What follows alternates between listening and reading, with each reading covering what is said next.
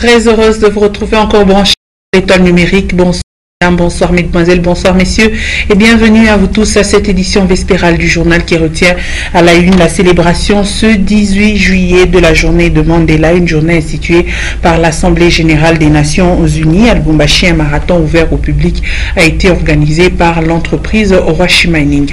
Nous vous parlerons également au cours de cette édition du journal d'un incendie qui s'est produit au centre de distribution du courant de la Société nationale d'électricité du côté du quartier Texaco, une situation qui vient de plonger une grande partie du quartier Gambela dans le noir et aussi la prison centrale de la Kassapa.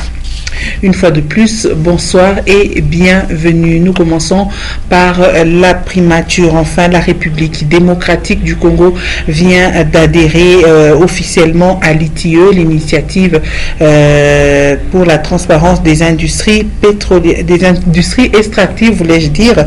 C'était devant le chef du gouvernement, Augustin Matata Ponyo-Mapon. Suivez cet élément de nos confrères de New Kinshasa. Célébration de l'adhésion de la République démocratique du Congo à l'initiative de la transparence des industries extractives. Ce jeudi, le Premier ministre Augustin Matata Ponyo, accompagné du comité exécutif et des partenaires au développement, s'est exprimé à partir de son lieu de travail. L'acceptation de la RDC comme pays conforme suppose que les déclarations qui ont été faites par les entreprises du secteur sont transparentes. Elles sont donc conformes à la réalité. Ceci veut dire aussi, et souvent le plus dur, le plus susceptible, c'est que les déclarations de l'État dans le secteur sont aussi conformes.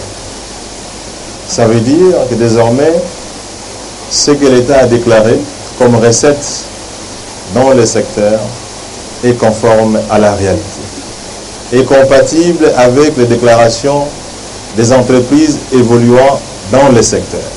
Il convient de noter que la République démocratique du Congo, qui est jugée à nouveau conforme aux exigences de la transparence dans les secteurs miniers, compte poursuivre avec les efforts pour un meilleur avenir. Retournons au Katanga pour parler de cette rencontre qui a eu lieu ce vendredi 18 juillet entre le ministre provincial des Finances Christian Mwando Simba Kabulo et le président de la Chambre de commerce de la République démocratique du Congo au Brésil. Ensemble, ils ont échangé sur des opportunités économiques entre les deux pays. Il s'agit donc de la RDC et du Brésil. Vous aurez donc cet élément avant sûrement la fin de cette édition du journal. Les conducteurs des véhicules de la capitale du cuivre continuent d'être soumis au contrôle des documents, mais l'opération paralyse certains qui sont en ordre et qui se voient obligés d'attendre le contrôle des autres véhicules. Une lenteur, sinon une lourdeur qui crée des embouteillages et qui met d'autres travailleurs en retard. Plus de détails avec Consolate Kanjamakolo Vera Richard Chimba. Le contrôle routier du paiement des patentes, stationnement et assurance poursuit à travers la ville de Lubumbashi avec comme d'habitude le changement stratégique des axes pour placer les barrières. Mais ce contrôle, selon les usagers et conducteurs de véhicules, est caractérisé par une lourdeur telle que lorsque est arrêté un véhicule non en ordre, même ceux qui ont tous les documents sont pénalisés. Ils mettent longtemps à attendre que leur tour arrive pour traverser la barrière.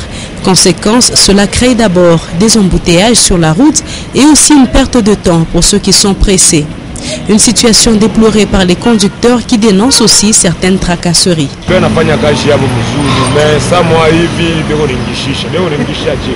Parce que mie nous na motoka yangu ya 2014. Est-ce que mimi nilikuza patenti ya 2014 tuko naona vile beko nafanya nitrakaseri sasa hii. Nuna motoka yangu ya sasa ya 2014. Mais mimi nitauza ile patenti J ya 2014. Mais embouteillage tunaanza kuona sasa hapa saa mwevi na maksida tafanyika. Juu ya nini? Bo wenyewe abana na ordre. Bloqué sana bantu metoka ipite makaji ba pietombe unafanya mpaka hivi nini. ngana sa muzungu et on a motoka biote tout bien mais anambambiani dès qu'on a bloqué nyotoka ingine aina sababu. Ceux qui ont des rendez-vous urgents et les passagers à bord des véhicules disent être mis en retard par rapport à leur arrivée au lieu du travail.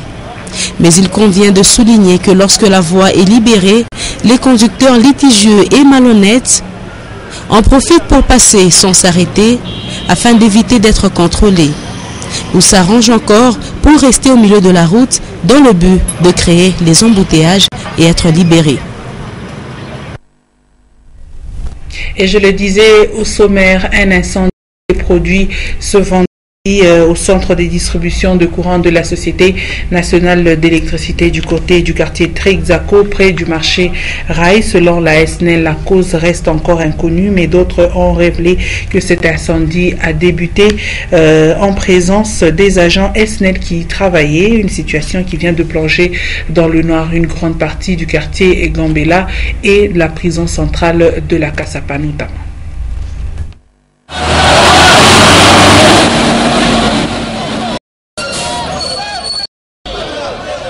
Le feu a encore parlé ce vendredi 18 juillet dans l'une des installations de la SNEL. Cette fois-ci, c'est le centre de distribution de la SNEL situé sur le boulevard Moussiri, non loin du marché Rail, qui a été victime. Selon une source fiable, il n'y avait pas de courant et c'est en voulant rétablir l'électricité que les agents SNEL qui étaient sur place ont constaté un court-circuit qui s'est transformé en incendie.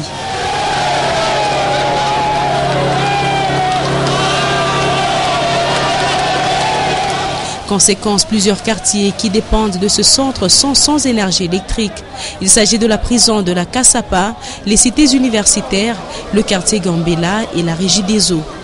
Les responsables de la SNEL et le bourgmestre de Kampemba sont descendus sur le lieu pour constater les dégâts et endommager ce grand transformateur de distribution du courant dans cette partie. Et comme d'habitude, c'est en retard qu'est arrivé le camion anti-incendie afin de maîtriser les flammes.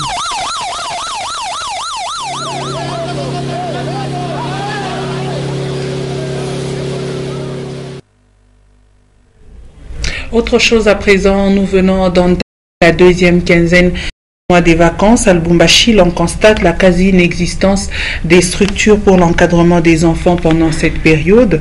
À la place des colonies des vacances à organiser en nombre, ce sont des kermesses qui naissent souvent et souvent les enfants de moins de 18 ans n'y trouvent pas à leur compte. Janine Mbouchou-Mbakou et Richard Chimba.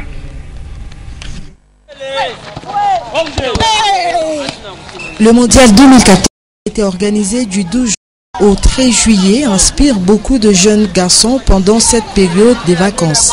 Cas de ces jeunes gens qui habitent le parage des cités universitaires de l'université de Lubumbashi, qui depuis le début des vacances se donnent rendez-vous presque chaque matin sur cet espace. Certains passent des journées entières devant la télévision, d'autres encore donnent un coup de main aux travaux ménagers dans leur famille, soit en profitent pour rendre visite à leurs proches.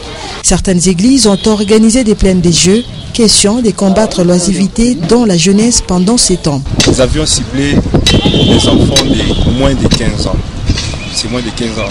Nous parlons plus de la pastorale des enfants.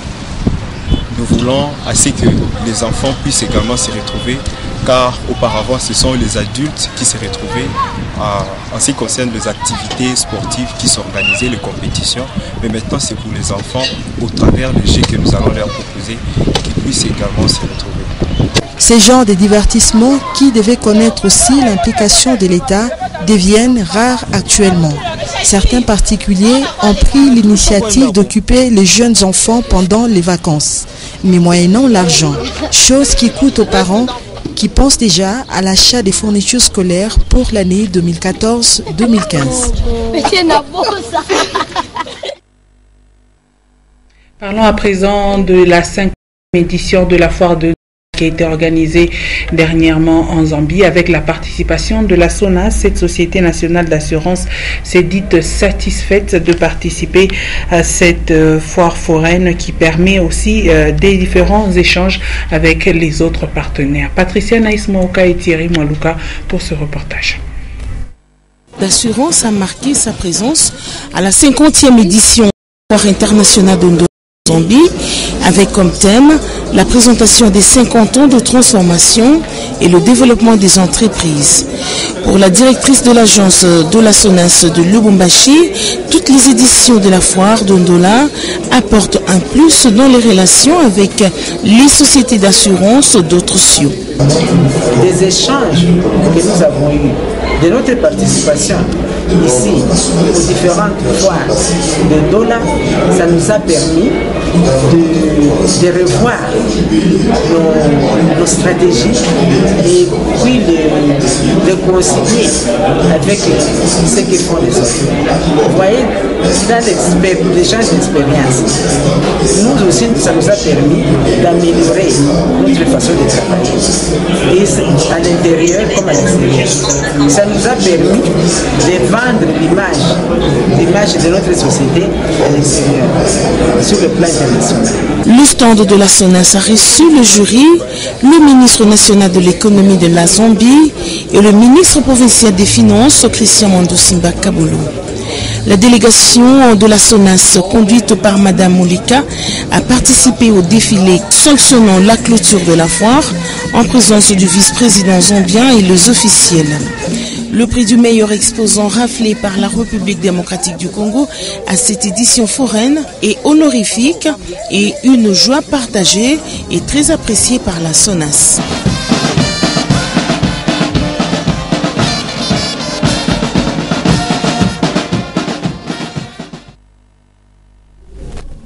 Je l'annonçais en début de ce jour que c'est depuis le novembre 2009 que l'Assemblée générale des Nations Unies a institué le 18 juillet comme journée internationale de Mandela, et cela en l'honneur du travail effectué par l'ancien président sud-africain en faveur de la liberté et de la paix. Pour rappel, Nelson Mandela, premier président noir sud-africain, est décédé le 5 décembre 2013. Et comme toutes les années à l'occasion de la journée de Mandela, l'entreprise d'exploitation minière Hwashi Mining organise un marathon ouvert au public. En plus de cela, cette année, les enfants du centre Balou ont été visités par une forte délégation de Hwashi avec en tête le consul général d'Afrique du Sud. Plus de détails dans cet élément de reportage que nous propose ici Célestin Mugonza. Comme chaque année, Hwashi Mining a organisé un marathon en honneur de Nelson Mandela, le père de l'indépendance de l'Afrique du Sud. À la place communément appelée Tank de la commune Hwashi, plus de 100 candidats se sont présentés pour la course. Du nombre de personnalités présentes, il faut compter le consul général d'Afrique du Sud à Lubumbashi, le représentant du directeur général de Hwashi Mining, ainsi que de la chargée du social de Hwashi Mining, Elise Kalassa. Après le coup d'envoi, les candidats au marathon ont emprunté différentes artères de la commune Hwashi pour un total de 7 km parcourus avant d'atteindre le point de chute. Pour la cause, une centaine de cadeaux a été mis en jeu par Hwashi Mining et ses partenaires. Pour le gagnant de la partie, un billet d'avion Lubumbashi, Afrique du Sud Lubumbashi avec visa. Pour les autres catégories, des écrans téléviseurs, des ventilateurs, des lecteurs DVD, des vélos, et même des sacs de farine de maïs. Parce que la date du 18 juillet est une date importante pour la nation africaine en général et sud-africaine en particulier, hormis la présence de la fanfare et des groupes de danse folklorique, l'on a noté la présence de l'artiste comédien Caribiona. Grâce à son talent, il a égayé le public avec ses différents numéros d'humour. Pour honorer les bienfaits du père de l'indépendance sud-africaine, Hwashi Mining est allé assister les enfants encadrés au centre Balou, à l'entrée de la ville de Lubumbashi. Un moment de parfaite communion entre la délégation conduite par le consul général d'Afrique du Sud à Lubumbashi avec tous les pensionnaires de ce centre. Comme assistance, Hwashi Mining a amené des sacs de farine, de maïs et de froment, des bidons d'huile végétale et un lot important de médicaments pour le centre neuropsychiatrique du centre Balou. Comme annoncé tantôt, le ministre provincial des Finances, Christian Mwando Simba Kaboulou, a reçu ce vendredi dans son cabinet de travail le président de la Chambre du commerce RDC et Brésil. Ensemble, ils ont échangé des opportunités économiques entre les deux pays. On va suivre Jean-Pierre Amadi au sortir de l'audience.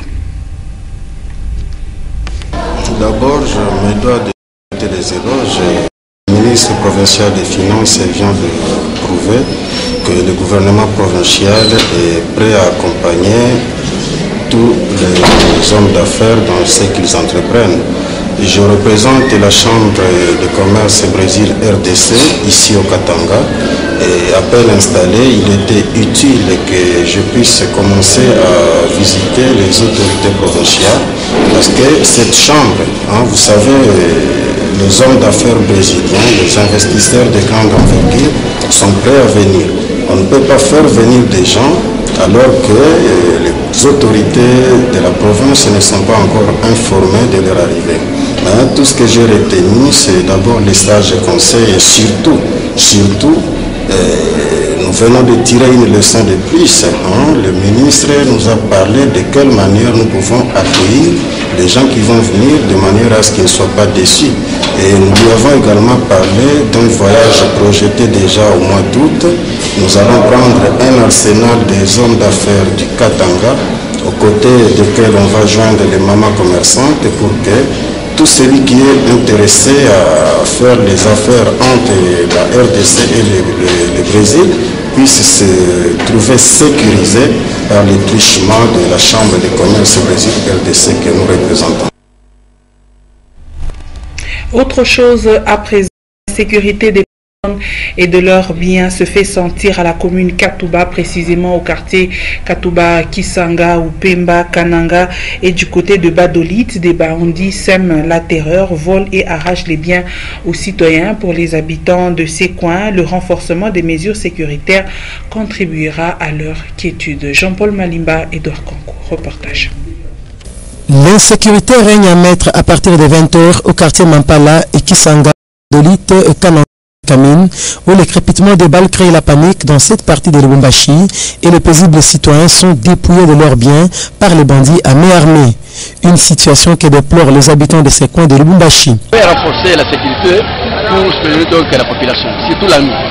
Il y a les gens en uniforme, on ne sait pas de quel gens de uniforme qui fait n'importe quoi. Tu as des armes par-ci par-là, la nuit on fait même le téléphone, même les souliers, les ceintures, les ceintures, les belles chemises, on va arracher ça. Là, ça ne va pas. À côté de Machipicha, ici, Kananga, Kisanga, en tout cas, il y a beaucoup de l'insécurité. Nous demandons au gouverneur de renforcer en tout cas la sécurité à ce côté-ci. Ces personnes non nettement identifiées ne s'attaquent pas seulement aux maisons d'habitation, boutiques, kiosques et alimentation. Elles sèment aussi la terreur dans les arrêts de bus et depuis les conducteurs qui œuvrent la nuit. Katouba étant la commune la plus vaste, il s'avère nécessaire d'y multiplier les souciates qui sont de renforcer la sécurité jusqu'au quartier Kisanga, considéré à ces jours comme le retranchement des brigands. Et la mairie de Lubumbashi a procédé à l'évacuation d'immondices dans la commune de Kamalondo, le long de la voie ferrée, juste en face du marché Rail. Une initiative encouragée par les habitants de cette commune, mais ceux de la commune Kampemba se plaignent encore du fait que les ordures ne soient pas évacuées. Par conséquent, tout le monde vient verser les déchets à cet endroit. La petite salle de réunion de l'hôtel de ville de Lubumbashi servit de cadre à une importante mise en garde à l'endroit de tous les chefs de quartier de la commune de la Roachi. Jean-Oscar Sangouza Mutunda a associé à cette importante rencontre les bourgmestres Shima Mwana Massé Félicien et son adjointe Madame Brigitte. À ses interlocuteurs, le maire Jean-Oscar Sangouza Mutunda leur a rappelé le rôle que doit jouer un chef de quartier au sein de la communauté. Lors de sa récente visite d'inspection à la commune de Roachi, l'autorité urbaine Jean-Oscar Sangouza Mutunda a constaté avec regret que plusieurs quartiers semblent ne pas être administrés. Le phénomène marché pirate, les constructions anarchiques, les empiètements des avenues et rues et l'insalubrité sont les maux qui rongent les quartiers de la commune de Roachi en général. Tous les chefs de quartier ont un délai de 15 jours pour réorganiser tant soit peu l'administration de proximité dans leurs juridictions respectives. Le bourgmestre de commune et le bourgmestre adjoint ne pourront pas à eux seuls être partout pour encadrer la population, a renchéri le maire Jean-Oscar Sangouza Mutunda. S'adressant cette fois-ci au bourgmestre et à son adjoint, le maire de Lubumbashi leur a donné le feu vert de proposer des sanctions sévères à l'endroit de leurs collaborateurs si ces derniers ne s'impliquent pas toujours dans le sens de la sensibilisation et de l'encadrement de la population. Vous allez donc le corriger avec moi. Là, c'était une rencontre qu'a tenue cet avant-midi le maire de Lubumbashi, Jean-Oscar Sangouza Mutunda, à l'intention des bourgmestres et celui adjoint de la commune de la Ouachi. C'était après plusieurs visites d'inspection dans cette commune. Et nous allons terminer par cette note gaie. Une année vient de s'ajouter à sa vie, donc à la vie de Frédéric Kitenge Kinkumba, administrateur gérant de Nyota Radio et Télévision. La radio-télévision Nyota lui souhaite un joyeux anniversaire. Suivez donc cet élément que nous propose la réalisation.